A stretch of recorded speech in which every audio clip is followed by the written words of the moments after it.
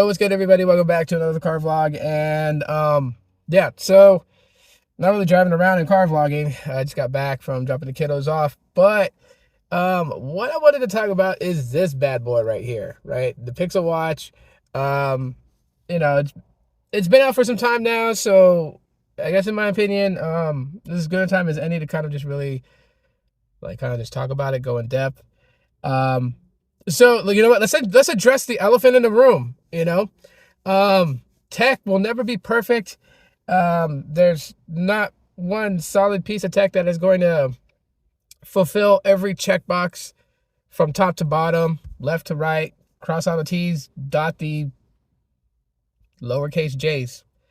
But realistically, though, when you kind of look at wearables, right? So I'm going to look at wearables as a whole before going into the Pixel Watch.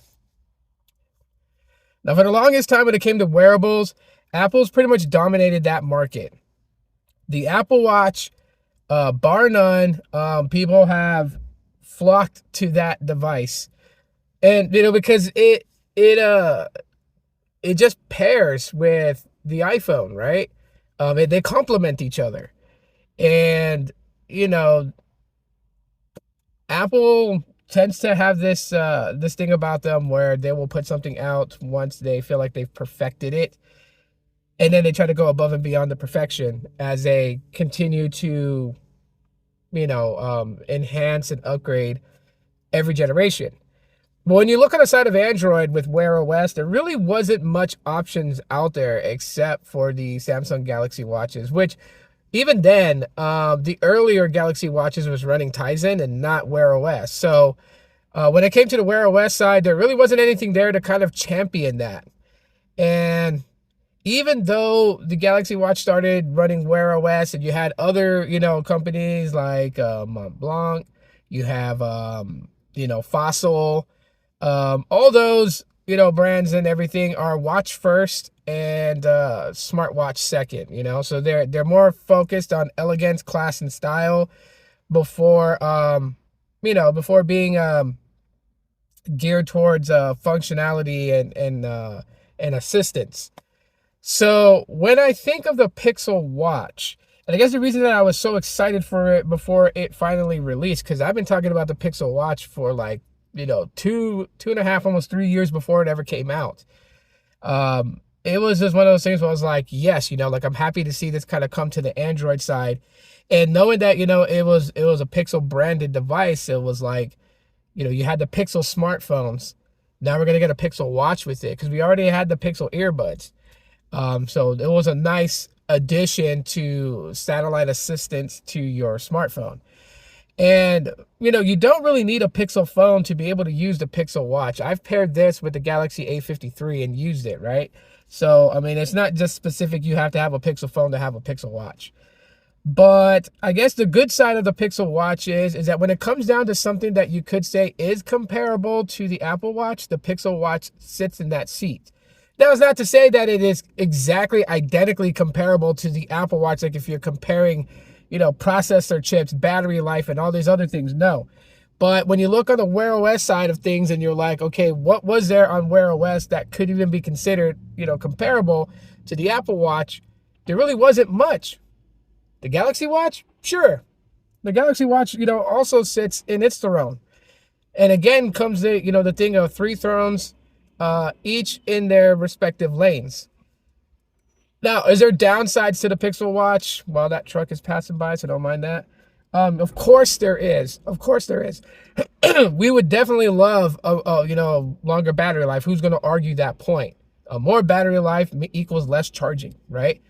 But the watch is a smartwatch first, fitness tracker second, right? Fitness tracking is not its primary thing. So, comparing it to a Fitbit, comparing it to a Amazfit, comparing it to whatever, fitness tracking is out there, this is not going to touch those on that level as far as like battery life and such.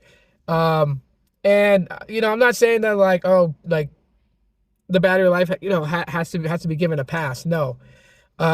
Everybody uses their smartwatch differently, So if battery life is a major, factor in deciding on what smartwatch you're going to get, well, then I'm going to say that, you know, the Pixel Watch probably won't be your cup of tea, just for the simple fact is that its battery life pretty much can get you a day and a half.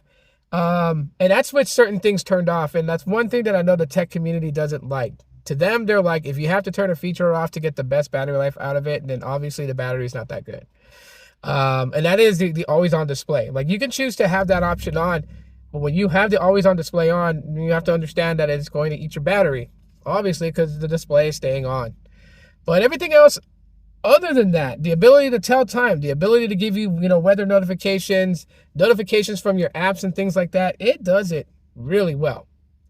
I have no complaints down there. Now, I know some people, this is subjective. Some people are like, hey, you know what? They really want a better user interface, because they compare it to like the Apple Watch. The Apple Watch has a cluster of app icons. They want to be able to like maneuver like that instead of a list that you either, use your finger and touch display, or you can use a crown and navigate between them.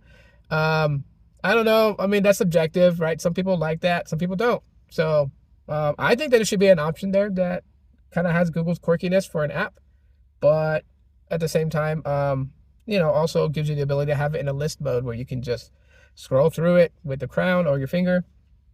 That's a subjective thing. The only complaint for me, and this is just for me, what I have about the Pixel Watch before I let you guys go is the speaker. The speaker at full volume is a squawk box, if I can say. That's my favorite word to use. It is a squawk box. Now, the cool thing about it is that when I take a phone call from it, because even though this is not the LTE version, this is just the Bluetooth companion, you can still take phone calls from the watch paired to your device. It just acts as a Bluetooth receiver and speaker. And when I'm talking, the recipient on the other line can hear me very well.